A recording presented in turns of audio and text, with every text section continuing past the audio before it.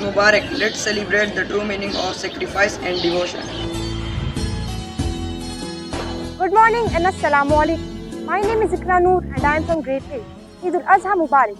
May your faith and devotion be rewarded today and always. Thank you.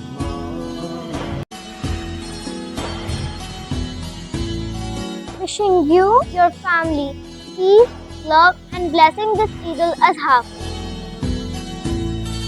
Happy Eid Mubarak. May your life be filled with the spirit of sacrifice and kindness.